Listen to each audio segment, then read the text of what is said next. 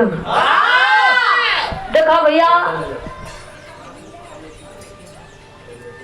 और बड़े ही सम्मान के साथ एक कमेटी की तरफ से इस सादर 101 रुपया देकर सम्मानित किया गया। और कमेटी में जय भी बा हमारे तरफ से सबके प्रणाम बा। और जितना हमारे भैया बाबू लोग बैठल हों, बहुत बहुत दिल से धन्यवाद हो। वीर बजरंगबली जी का आशीर्वाद सबके ऊपर बनल रहो, जहाँ रहो खुश रहो, मस्त रहो, अपने काम में व्यस्त रहो, कमेटी बरकरार रहो। देखो भैया, बिरहा गावल बड़ी बात ना होला, बिरहा का मेन पॉइंट बा कहानी। अगर कहानी के आप लोग समझ ले तो हमका बिरहा गावल सफल हो जाएगी। चार लोग भूमिका के अंदर कभी भी संकेत करत है मास्टर राजा।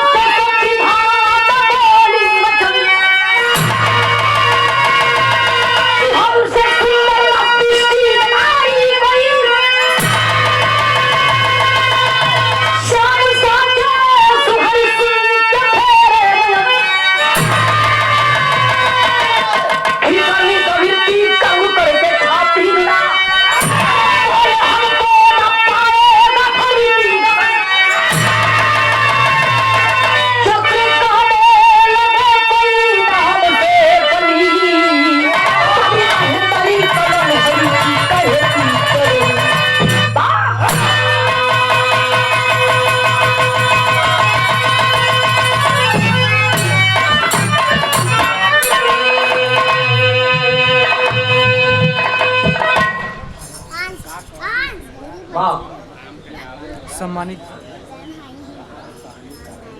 और अभी अभी आप सम्मानित श्रद्धे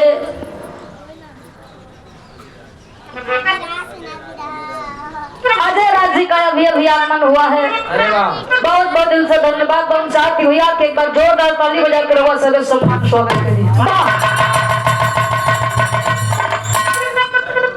और आप सम्मानित श्रद्धे माननीय विधायक जी, बहुत बहुत सौभाग्य के बात बा कि आपका आगमन हो गई। आपको चरण स्पर्श करे तो मौका भी मिल गई। बहुत बहुत दिल से धन्यवाद हो। देखो भैया, बिरहा पर गौर करो लोगों। चक्र कहने लगे कोई ना हमसे बली,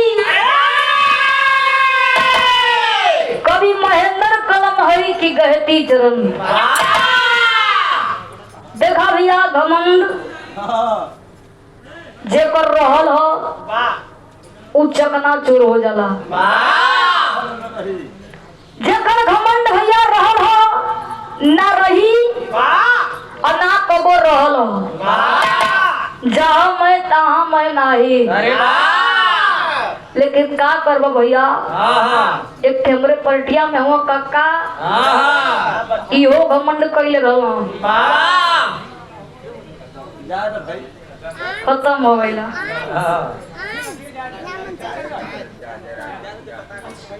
और आप सम्मानित श्रद्धे माननीय हमारे विधायक जी के सुपुत्र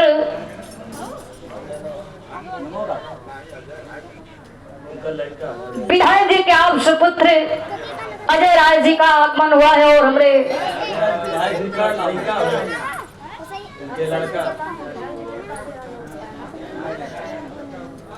चलो पहली बार मुलाकात हो तो। और माननीय आप सम्मानित पूर्व विधायक जी अजय राज जी के सुपुत्र शांतनु राय जी, उनका अभी अभी आगमन भइल बा। देखा भैया ये क्षेत्र में पहला बार आवत है। अब एक जानी कुछ दूसरा बताओ तुम तो का करब। कोनो गलती हुई तो ओके क्षमा कर दे। काहे से कि वैसे कलाकार गलती करे ना आवला। क्या में कजी भला में चल जाले। गलती करे कलाकार ना वाला भैया सोचलन कितना बढ़िया कितना निमन से बिरहा गाय के जाई कि जितना श्रोता सुनवैया हो लोगन सुनो तो कह कि हाँ तो बड़ा बढ़िया बिरहा गौले है। एक लाइन कव्वाली का अंदाज है।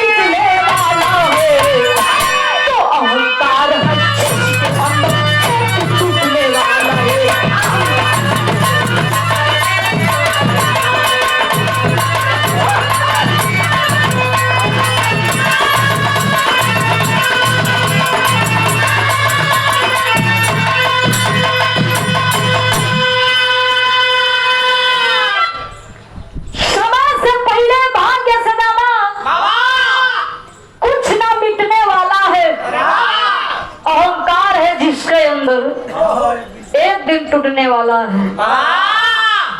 यही जैसे हमारे कहानी का शुरुआत हो गई नज़म भाव लगत मास्टर। क्या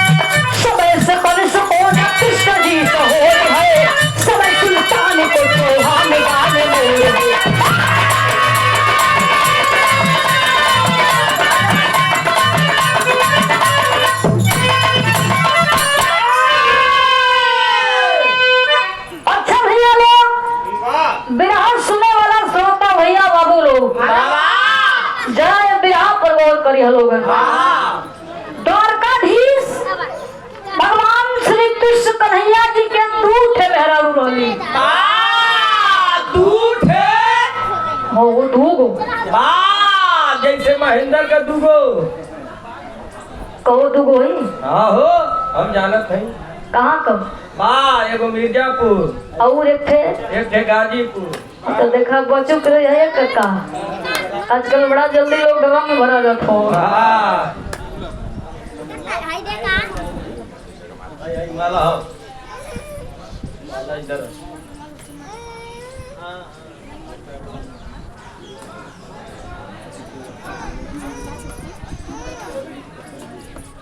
चढ़ जाइए सर मंचो आप चढ़ जाइए इधर चल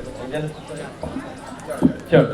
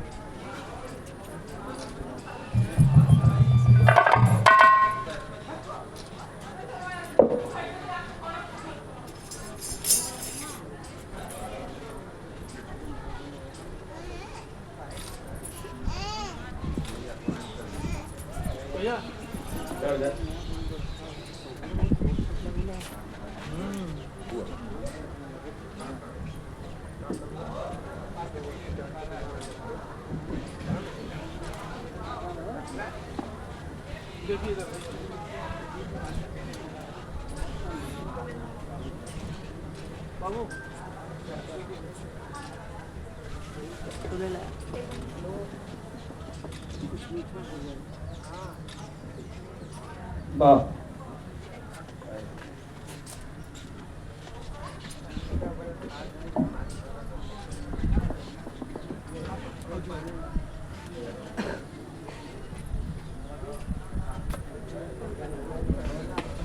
और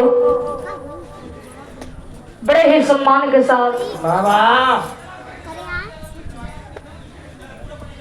आप सम्मानित श्रद्धेय आदरणीय पूजनीय हमारे पूर्व विधायक जी के श्री अजय राज जी के होनहार सुपुत्र शांतनु राय जी, आप सम्मानित श्रद्धेय, आपके तरफ से दोनों कलाकार को सम्मान किया गया। सम्मान के साथ साथ पंखुड़े में गोथा हुआ पुष्पहार और एक बनारसी सफा और बहुत बहुत रुपया लेकर सम्मानित किया गया दोनों कलाकारों को। दोनों कलाकार धन्य हो गए कि आपसे मुलाकात हो गई, भेंट हो गई, दीदार हो गई, आपका आशीर्वाद भी मिल गई हम दोनों कलाकारों के ऊपर। बहुत बहुत दिल से धन्यवाद। बस सब भैया लोग के प्रणाम। अरे वाह अच्छा भैया बिरहा से ध्यान न हटे, द्वारकाधीश भगवान श्री कृष्ण कन्हैया जी के दूठ दो पहली पत्नी का नाम बताओल गई सत्यभामा और दूसरी की पत्नी का नाम बताओल गई रुक्मिणी। समय धीरे धीरे धीरे धीरे बीतल बा। एक दिन का बात रहा भैया, सत्यभामा जी के अपने सुघराई पर घमंड हो गई, उनके रोह ना गई। जब उनके रोह ना गई भैया तो गई भगवान श्री कृष्ण कन्हैया जी के पास सिंहासन पर विराजमान रहो। जाके कह तरीके स्वामी अच्छा हमसे ही बताई कि का हमसे सुंदर ये सृष्टि ये धरती पर केहू नारी बा? नारी पनिया वाला नारी मत समझ लिया। हमके वह समझ में आता और बड़े ही सम्मान के साथ संजय पटेल बड़े भैया जी जो कि बहुत एक अच्छे आप हलवाई भी हैं। छेना उना कुल बनावला बड़ा बढ़िया बढ़िया निमन निमन मिठाई बनावला भैया। चला महेंद्र अरे गाय लगनो पर बात चलिया जाए के भैया टेस्ट करा लो कि कैसन बढ़िया बढ़िया मिठाई बनावत हम कि ना, और टेस्ट करके बतावा लो। ऐसे ही भगवान भोलेनाथ वीर बजरंगबली जी का आशीर्वाद बनल रहा कि रोज तोहर ऐसे ही सट्टा बुक होत रहा। लेकिन एक बिरहा पर गौर कर लो बाबू, जब ये तनी बतिया भगवान श्री कृष्ण कन्हैया जी सुनला कहलो कि देख ला इनके अपने सुघराई पर घमंड हो गई। लेकिन इतना ना और वो समय जानी रहलो के रहे के बिरहा में एक ठे गीत लगत हो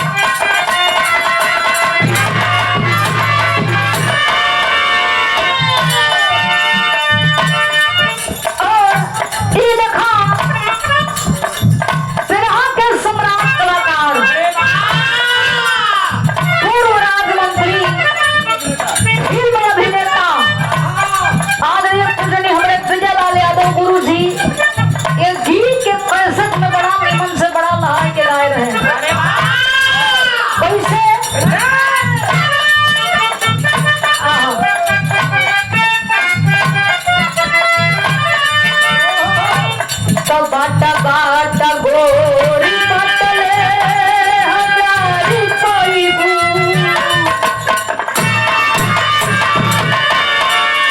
बाटा बाटा गोरी बटले हजारी पैबू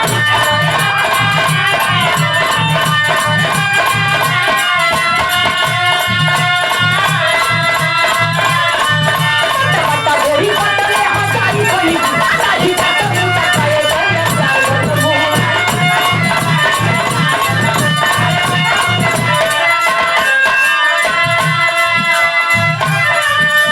लेकिन भैया जेके वो समय घमंड होत रहे तू रहे के वरुण भगवान से पतिया बतावे लगले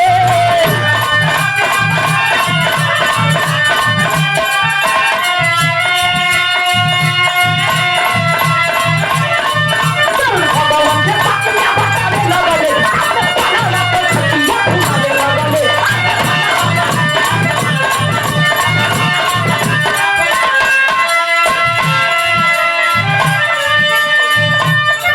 और समय भैया सतभामा जी अपने सोहराई पर तो घमंड रहवे कई लेकिन देखा यार वरुण जी के भी ना रह गई जोन बड़का चोच वाला रहलो ओहो गए भगवान श्री कृष्ण कन्हैया जी के पास जाके कहत हो कि प्रभु अच्छा हमसे ही बतावा कि का हमसे बलवान हमसे भी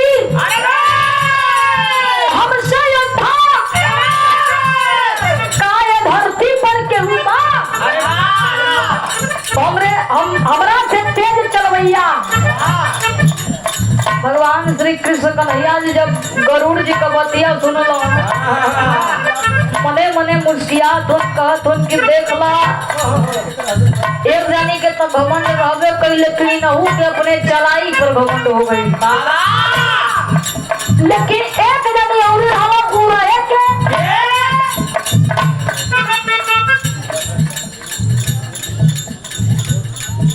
और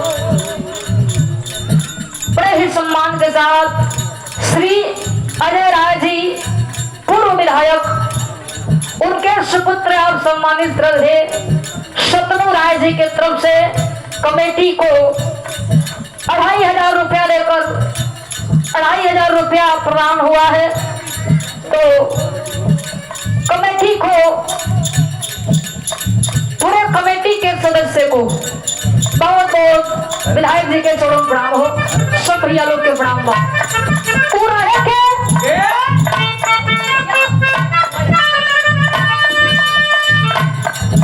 कि पहले कन्हैया से चक्र गुड़ावान हो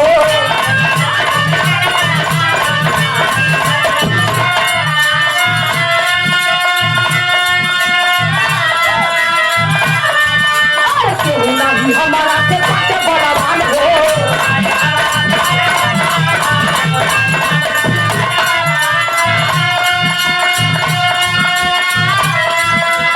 समझ न होगा या ये समझावे न बने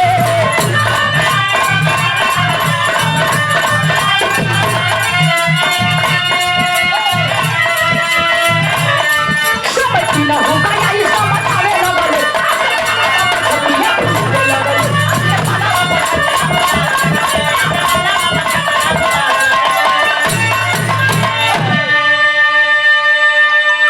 ए भैया वही समय चक्र सुदर्शन जी गई राम बाबा जाके कहत हो कि हे प्रभु कुल तो ठीक हो लेकिन जहाँ हमारे कटे का काम रहता तो आप हमरा के भेजिला तो अच्छा हमसे ही बताई हमसे बलवान हमसे भी ये धरती पर क्यों हो हम साथ सचिन दुबे भावी ग्राम प्रधान जी आप सम्मानित श्रद्धे सम्मान भी कर दीजिए। अरे हम जानी कहीं और ही की बात करत हो कैसे नाम है चलिए चलिए। देखा पहले के जमाना से अब के जमाना से बड़ा अंतर हो गया पहले को जवन धुन गीत रहो भैया बाजारा के रोटी रहल बड़ा वो गीतन के अंदर लहर रस रहो लेकिन अब का देखा था भैया पूरा खाद छीटा थे ऐसा ऐसा धुन तरमा जावत था कि आज टिकट हो फिर चल जाता उड़िया जाता गायब हो जाता लेकिन वही समय रामदास गुरु जी कैसे गावत रहे गीत के कैसे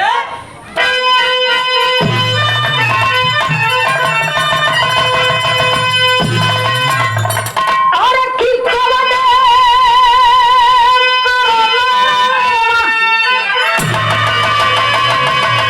अरे हो की कवने करनवा अरे की अरे हो की कवने करनवा अरे की तोहर भाग तपिया तपिया तो बोलिया जोहर लागे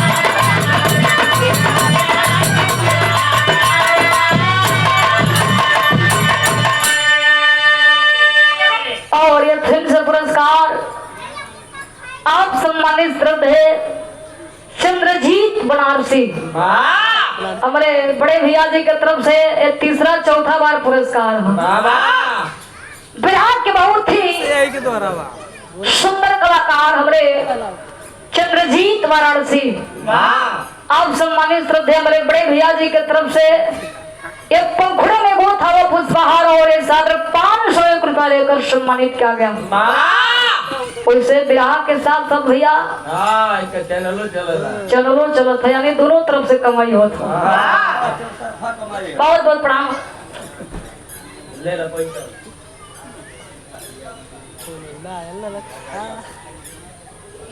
और बड़े ही सम्मान के साथ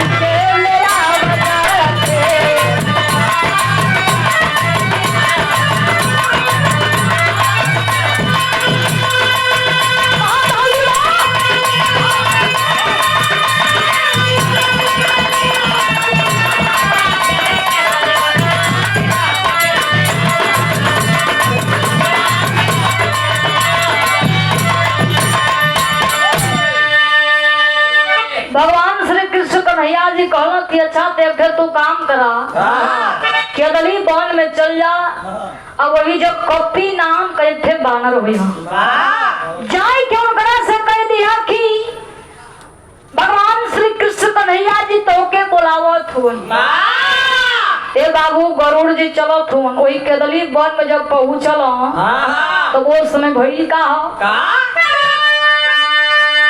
कि कहे गरुड़ कपि से कृष्ण जी बोलवले अरे अइले ना हनुमान इना कार बात के कइले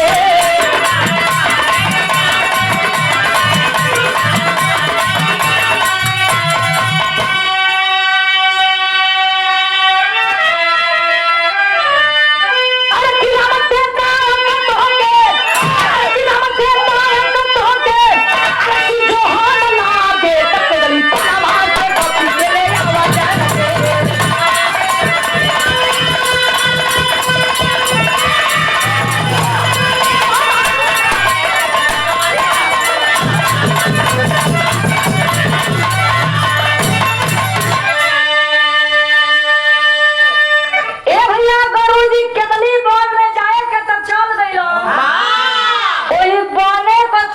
काटत हन भैया केहू लौकत ना भैया खोजत खोजत जब कुछ दूरी पर पहुंचल परेशान हवन जब कुछ दूरी पर पहुंचल भैया तो ही पेड़े पर मोए बानर बैठल वो पोछ लटका लटका अब उनकर दिमाग काम करत ना हो के उनकर दिमाग काम करत ना हो के मत से असली कॉपी हो के ये तना जाना लोगों फोन के करा कि हम पहचानी कुछ समझ में आवत नहीं हो अब के करा से पूछी हिम्मत बोलना भैया कहलो कि चला जाए के पूछो थी केहू तो बताई महेंद्र बंदर से पूछी ए भैया जाके पूछत हो कि कहो अच्छा ये बताओ नो कॉपी ना हो को केहू बंदर बा अब भैया जितनी मोए बानर रहना कुछ बतावत ना हो जानत हुआ का कथ हो दीवाना जी खाली खाली चिढ़ावा अब सुनत उनकर दिमाग खराब हो गई मने मने सोचत हन कहत सरवा सो बतावत ना हो तो चिढ़ावत हो सो फिर भैया उनकर नजर कुछ दूरी पर वही बाने के थे कोना में बैठल हवा वीर बजरंगबली जी एक थे बूढ़ सा बंदर हवा उनकर नजर गई लोग सोचला कि जाके नहीं से पूछी इहो बताए दिया तो हमार काम तो हो ही जाए ए भैया पहले हिम्मत बांध के कथन किए कहला कि देखा तोरे यहाँ बड़ा सम्मान से आई है तू हमारा के मत चिड़ैया वीर बजरंगबली जी कथन के रे का भाई कुछ बतईबा गरुड़ जी का थोड़ा चाहिए बतावा तो ही कॉपी हुआ का वीर बजरंगबली जी कहला कि बस बस अब तू तैयारी गए हो मालिक बतावा का बात कहला कि जब तो ही कॉपी हुआ तो चला द्वारकाधीश भगवान श्री कृष्ण कन्हैया जी तो के बुलावत हूँ जब ये तनी बतिया सुनला भैया वीर बजरंगबली जी लगला मने मने सोचे कथो क्या ये भैया कन्हैया के हम ना जानी के हुआ कहाँ तो हम तू जहाँ से आई हवा पतली गली पकड़ा निकलला ए भैया गरुड़ जी संकोच में पड़ दिया लगला सोचा कहाँ के रे ये भगवान के ना जाना तो बड़ा पाप है लेकिन जाने के भैया कुल जाना रहला खाली एक देखौआ नाटक करत रहला फिर गया भैया गरुड़ जी भगवान श्री कृष्ण कन्हैया जी के पास जाके कहला कि प्रभु बड़ा कोशिश कैली हो कहलिए कि चला तो के भगवान श्री कृष्ण कन्हैया जी बुलावत हो लेकिन वो डायरेक्टर कहत हो कि हम कन्हैया के जनते ना है उनके हो कहाँ कहाँ तब फिर कहा भगवान श्री कृष्ण कन्हैया जी कि खाली अमरी जा जाय के कह दिया कि अयोध्या का राजा पुरुषोत्तम भगवान श्री राम जी तो के बुलावत हो फिर गईला भैया वही के दली वन में जाय के कहत हो कि देखा कि दूसर की बारी आए थे अयोध्या पर ना ही नुकुर मत करिया सीधा चल चला कला कि काहे बोले फिर काहे तू का करेला कला कि सुना और चला तो के अयोध्या का राजा पुरुषोत्तम भगवान श्री राम जी तो के बुलावत हो जब ये तनी बतिया वीर बजरंगबली जी बाबू सुना कला कि आए हाय हाय हमार प्रभु हमरा के बुलावत हो तो हम जरूर जाई काहे ना जाई गरुड़ जी कहा कि जाइबा तो ठीक हो लेकिन तुम्हारा ही पुरनिया का शरीर हो गइल अरे वाह तू चल ना पैबा हमरे कानी पर बैठा तोरा के छने भर में ले जाके छोड़ दे वाह वीर बजरंगबली जी का तो क्या ये हमारे भोले ऊपर से चाम चिचूक गई हो लेकिन अभी अंदर से हड्डी मजबूत है ऐसा बोला कभी बोलिया भी मत गरुड़ जी कहलो के मालिक तोरे सेफ्टी खातिर तो कहनी है छने भर में ले जाके पहुंचा देती कहलो कि ना हम जइबे ना करब तू चला हम आवत नहीं इतना में बाबू वही समय गरुड़ जी का तनी सा अखिया झपक गई अतले वीर बजरंगबली जी वहां से अंतर ध्यान हो गई जाई के रुकवा कहां कहा बिरहा में तेरी का भाव लगत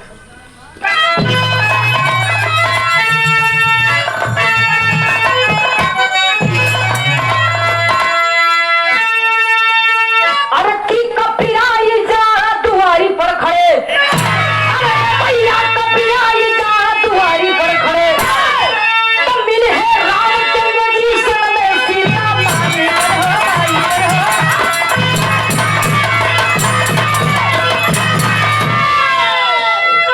मिले है रामचंद्र जी संग में सीता माई, कपिराई जा दुआरी पर खड़े।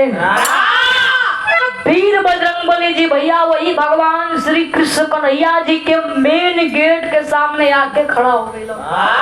लेकिन ब्याह पर गौर करिए बाबू लोग, वो समय देखे अपने बले पर घमंड रहो चक्र सुदर्शन जी के उनके मेन गेट पर बैठा के पहरेदार बनौले रहो। भगवान श्री कृष्ण कन्हैया जी कहले रहो कि जबले हम कहब ना तबले केहू अंदर जाए के ना चाहिए, जाए के ना चाहिए। और भैया वीर बजरंगबली जी का काम करत हुआ अपन गदा हो लले के मार ऐसे ऐसे भाजत हुआ कि सोचत हुआ कि अंदर चल जाई। आ तोले चक्र सुदर्शन जी कहत हुआ कि खबरदार अंदर जाए तो तू कोशिश कइला तो वीर बजरंगबली जी कहत हुआ कि कौना चीज का खबरदार तू लगावत हो। देखो ये हमरे प्रभु का आदेश है, तू केतनो चिल्लाइबा केतनो नाक दरेर के मर्जी वाले लेकिन हम अंदर तो जाइबे तोरे पर सवाल ना कि तू हम के रोक लेबा।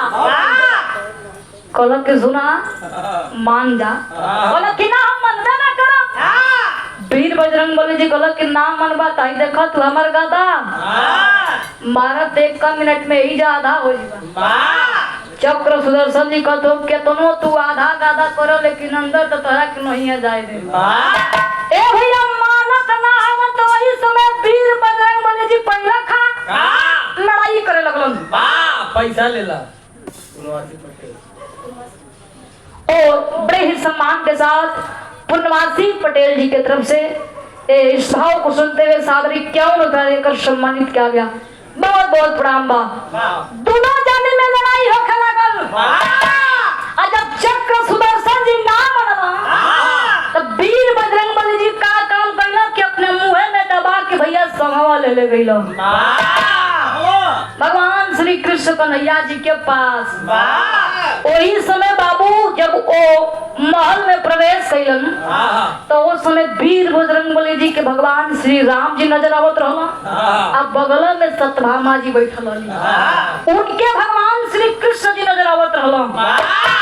जब भगवान श्री कृष्ण कन्हैया जी देखल कहला कि कभी तुम आ गए इतना जल्दी। और भैया भगवान श्री कृष्ण कन्हैया जी बोलावत हूँ आई बोलता ना हम काहे से कि मुँह में चक्र सुदर्शन जी के दबाए है। और भैया का काम कैला कि लाचार हो गया तो अपन मुहवा तनी सा बाई धलो। चक्र सुदर्शन जी भैया गिर गए। चक्र सुदर्शन जी लगला मने मने सोचे बेचारा कहे लगलन कि हम से बलवान धरती पर केहू बा। उनकर घमंड भैया वही जे टूट गई। और जब वीर बजरंगबली जी को नजर सत्यभामा जी की ओर गई हो बजरंगबली जी कहला कि प्रभु कुल तो ठीक बा लेकिन हवा के बगलिया में कौन दासी बैठल बा हमार सीता मैया कहाँ है। जब तनी बतिया सत्यभामा जी सुनली बाबू शर्म के मारे उनकर मुड़ी नीचे हो गई लगली। सोचे बेचारा कहे लगली कि का हमसे सुंदर सीता जी रहली। उनहु का घमंड वही जा चकना चूर हो गई। अब बच गया गरुड़ जी जौन केदली बन में भैया टिकटिका खवा तब वो सुने भड़ी का अलग भाव लगा।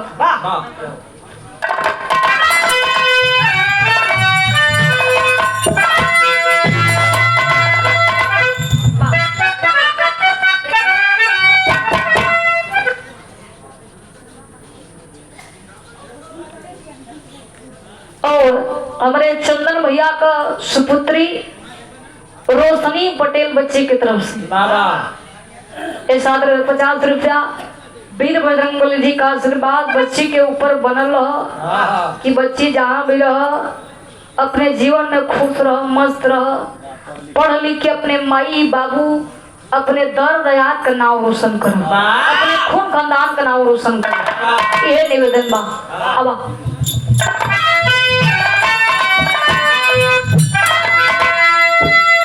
कि केहू के घमंड नाही रहल दुनिया में बाबू।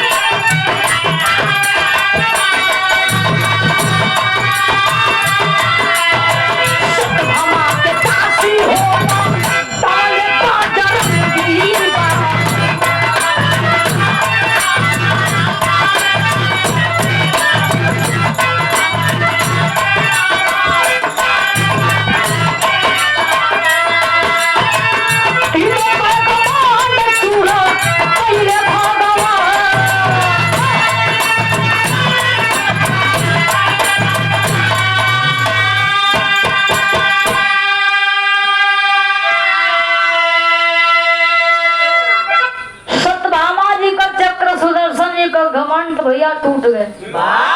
अब गरुड़ जी बचला भैया वही बोलने में अपन टिकटिका आवत हो। मार हाफत हन भैया लेके जौन सीना उतान करत हन कम नहीं होत। जितना हाफत हन भैया उतना तेजी रफ्तार से चापत हो। घमंड उनकर टूटत नहीं हो। मार अपन हफत हफत गईला भगवान श्री कृष्ण कन्हैया जी के पास आ जाए के हथवा जोड़ के कहलो कि प्रभु बड़ा प्रयास कैली लेकिन आवे के तो कहत रहूं फिर कतो तू चला हम आवत नहीं। पता न कहाँ वाला टिकल हम देखा उनकरा से पहले हमें जाए के हाजिर हो गई बाबा। ए बाबू इतना बतिया कहत हन तब तक वीर बजरंगबली जी आए के समानवा खड़ा हो गिला। हाथ जोड़ के कथवैया प्रभु बड़ा लेट हुई, बड़ा विलम्ब हुई, बड़ा समय हो गई। अब हम चलत थे दूसरी ओर, अपने स्थान पर चलत थे। जब ये तनी बतिया भैया गरुड़ जी सुनला अब वीर बजरंगबली जी के देखल। अब उनकर यहाँ भैया एक थे छोट एक थे बड़, एक थे छोट एक थे बड़। जैसे महेंद्र के छोटे उनकर मुंह भैया वाग लक्का बक्का हो गई। लगना सोचा विचारा कि कब कजाए के हाजिर हो गई।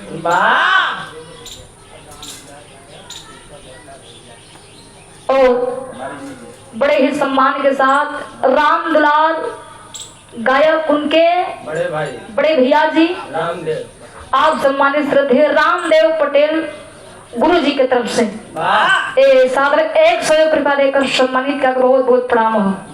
भैया गरुड़ जी कभी वही जगह चूर हो गई, जखना चूर हो गई। लगना सोचे कहे लगन कि हमहू से तेज चढ़वैया या धरती पर के पैदा बा। तेनाऊ जाने का घमंड भैया चकनाचूर हो गई। बिहार के आखिरी भाव खड़ी भाव लगा।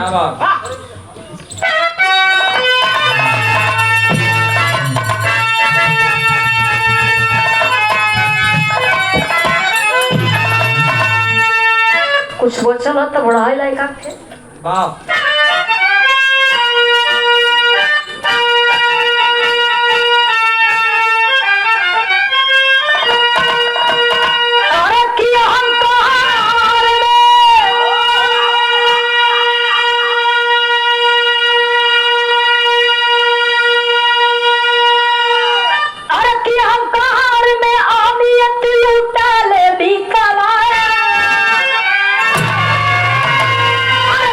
अपने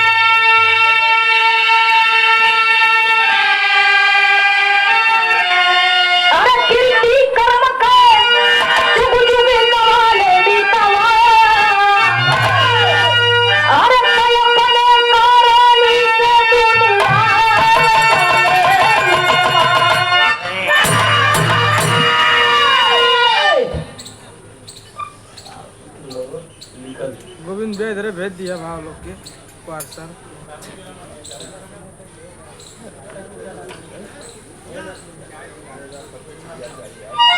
चाय पियला का? चाय पियला और जय माँ दुर्गा भोजन मिष्ठान वाह रमई पटेल उर्फ राजीव बड़े भैया जी बरही दे दा भैया, ना दे दा, खाली गिलास दिया। बरहीपुर पलही पट्टी वाराणसी की धरती से खाली गिलास दिया। बरहीपुर पलही पट्टी वाराणसी की धरती से बड़े ही सम्मान के साथ साथ 111 रुपया देकर सम्मानित किया गया। वाह वैसे बड़ा बढ़िया भैया इनकर मिठाई का दुकान हो, चल के भेंट कर लो भाई। बड़ा बढ़िया व्यवस्था है, जाए के भैया टेस्ट।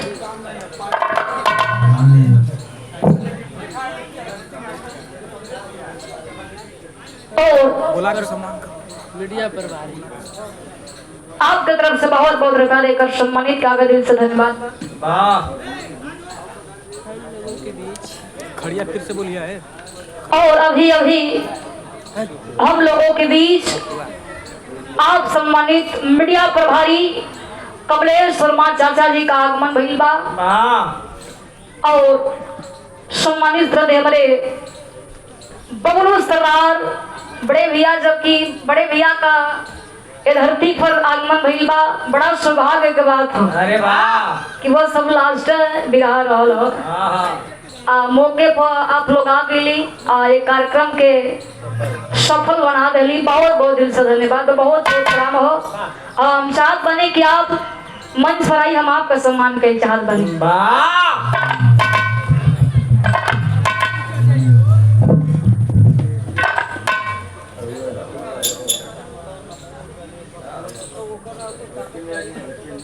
धक्के में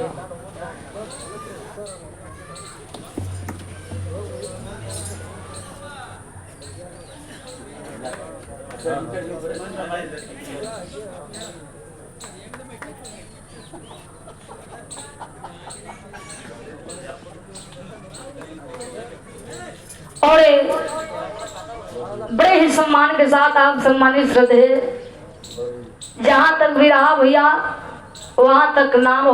वाह आप कलाकारों के मसीहा, सभी के दिलों पर राज करने वाले वाह आज ये सम्मानित हमारे बबलू प्रजापति बड़े भैया जी की तरफ से एक पंखुड़े में गोथ हवा पुष्पहार और ये छात्र 501 रुपया देकर सम्मानित किया गया। बहुत बहुत दिल से धन्यवाद। हम चाहते भैया के एक बार जोरदार ताली हो जाकर वह सभी सम्मान स्वागत है। और आप सम्मानित श्रद्धेय हमारे मीडिया प्रभारी कमलेश वर्मा चाचा जी, हम चाहत बनी कि आप ही मंच पर आई, हम आपका सम्मान के चाहत बनी। वाह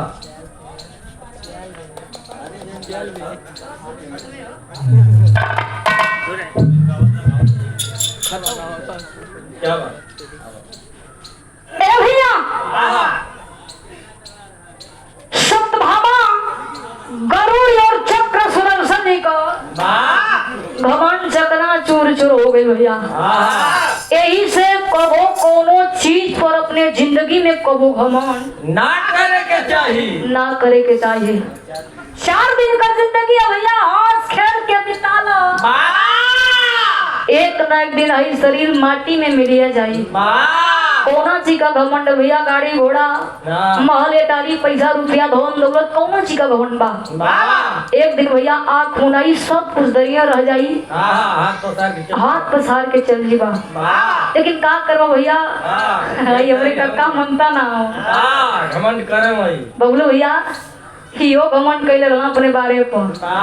देखा तो इनकर रंग रूप पूरा सपाचट हो गल। ब्याह समाप्त हो गई, गुरु घराना का परिचय।